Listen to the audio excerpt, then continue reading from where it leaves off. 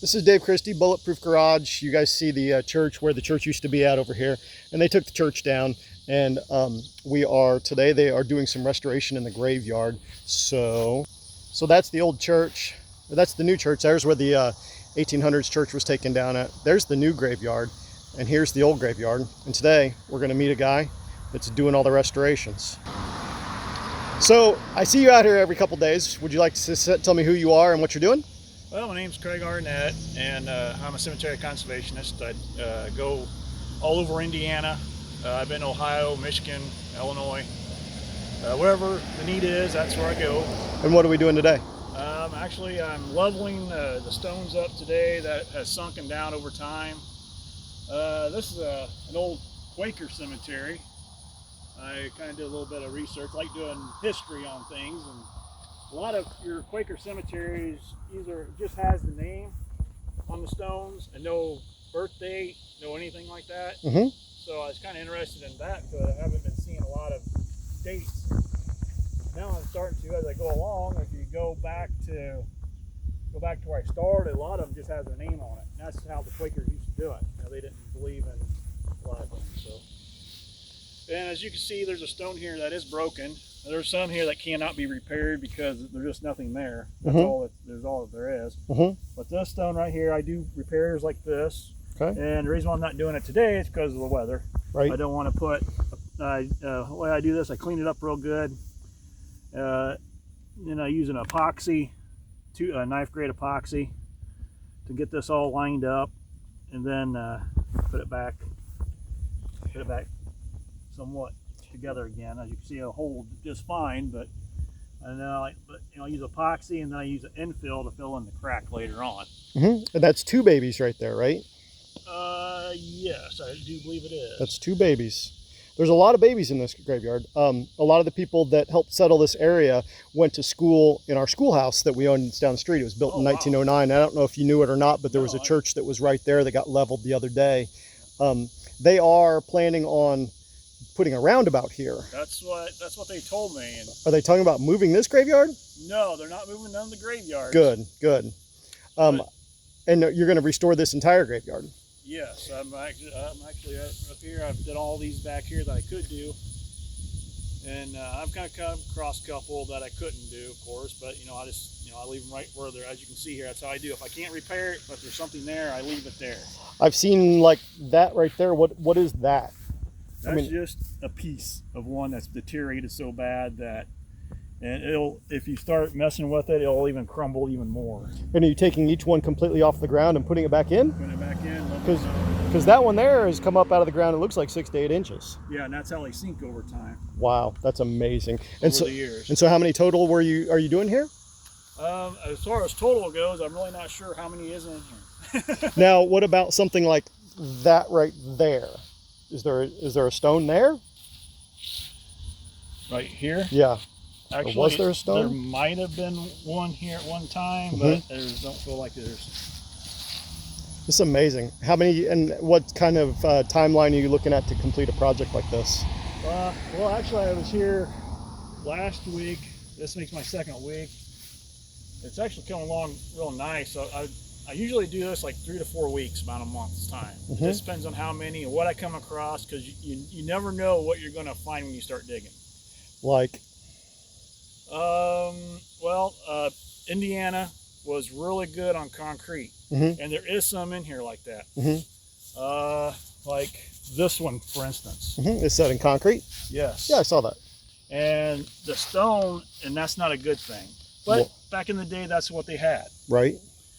And the reason why it's not a good thing is because it does not bond to marble or limestone concrete, no. And the bad thing is, it's in there and it's sticking. I guarantee you, it's probably sticking anywhere about 4 to 5 inches underneath the concrete. Really? Now, what about something like that? That just looks like concrete. That's just concrete. That could be a marker. Now this was somebody's plot here years ago, and that's what they had. Right. The ones that are closer to the road, I noticed, seem to have taken on more damage over the years. Yeah. You think that's from salt spray or from? Yeah. Yeah. From salt spray, dirt, grime, and then you have like, you know, that's all that's there. That's all that's there. Because I take a shell and I kind of a little bit Yeah. just to see, because I found a few of them that were there that were just buried. And how many total do you think we're talking about here? Total stones. Yes. I think I remember right. It's on the stones on Find a Grave. Because I looked it up there, and I think there is like about 200 or so stones in this section. The amazing thing to me from being local to the area is that a lot of the names that are on here they match the names that are over here in this other graveyard that's over this way. And then also a lot, when I was a child, when I was young, probably 12 or 13 years old, I started a registry for the area with the schoolhouse. Kids used to come in, not kids, adults used to come in and say, I went to school here. Of course, they were 60 and 70 years old at the time, so we had a reunion down there, and several of those people are in this graveyard. Their families are, and then also their last names represent the roads that are around here as well. I think you're doing a great job, and this is what you do for a living. Yep. And you said you have a TikTok? I have a TikTok page. It's under Arnett's Monument Cleaning and Care Services. Okay, and you do YouTube as well? Yep, and that's the same name. It's under Craig Arnett, Arnett's Monument Cleaning and Care Service. Awesome. And you, when you do this, are we just soap and water pretty much? Are we doing light acid or? No. What I use is a D2 product. Arlington National Cemetery uses it. It's been proven over 50 plus years not to do any harm. And this is what you get after you use it over time. I mean, I got every one of these sprayed with D2 that I have done. And it takes D2 a little bit of time to work on the black. You see it, this was really dark black. Matter of fact, this whole base was like cracked. Yeah. Into. So I fixed all that. And it takes a little time. As you can see, it's starting to get lighter. And it takes D2 anywhere from like a couple weeks to start getting lighter. You may need to retreat, but that's about it. I mean, once you get them clean, you spray D2 on, you use a fine brush, soft bristle brush, and that's it. Here's something interesting. The Millhouse, there's Millhouse Road here, but they changed the name of Millhouse over the years, and several of the Millhouses went to the school as well. It looks fantastic. Now, why would do you ever pressure wash them, or is there any other options? Hurts them. Does it? Pressure washing damages them. A lot of people don't realize it, because what happens is you put a lot of pressure on those. They got what we call eyes in the chorus. And you can leave lines in it. It looks good, yeah, when you're doing it, but after it dries and everything, you can start seeing the lines in it that you have. And not only that, it breaks down those eyes. If you look underneath the microscope, it's got like little eyes in there. That's why I use D2, because it gets down inside that. And you can see a little discoloration. That's a D2 blush is what we call. And that's what happens, is it's cleaning that out. It's cleaning the pores out. They really look fantastic. Of course, my family's visited. My children have been in this graveyard. Everyone in my family has, and we've seen it over and over again. This is the first time I've ever seen it cleaned. And I'm 52 years old. I've never seen anybody clean. How long do you think it's been since last time somebody cleaned here? I don't think it's ever been done in this one. They look so good. Like, I can stand here and I can read this. Usually you have to get down on them and look at them as close as you can to try and read them. And now they're so bright and brilliant. They look fantastic. And they'll keep getting better over time. Now, what are you finding as the hill goes off the side? That seems like kind of there is some graves over there. How far down do they go? Because this seems like just right where it starts. Right here is about your last one. And then it's right as it goes down deep, right here is about it. And then as you go up to there is some more up that way. Okay. But that's about as far as it goes. Wow. And they came in here when they took the tree down.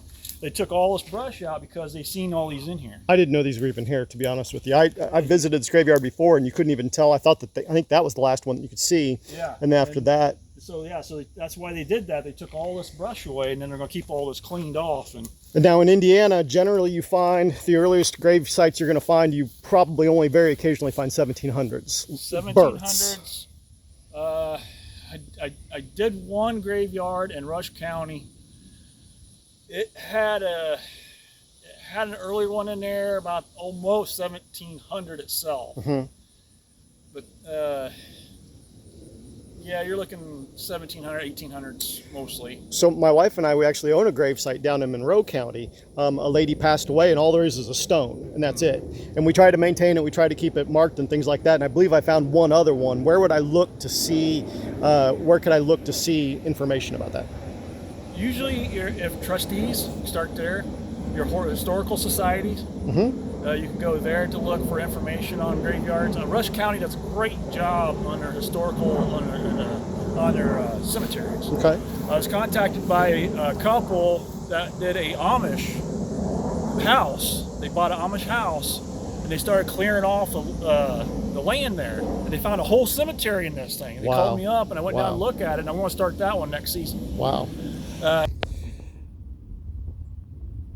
This is, so if you guys need anybody, this is Arnett's Cleaning and Care Service. There's his logo.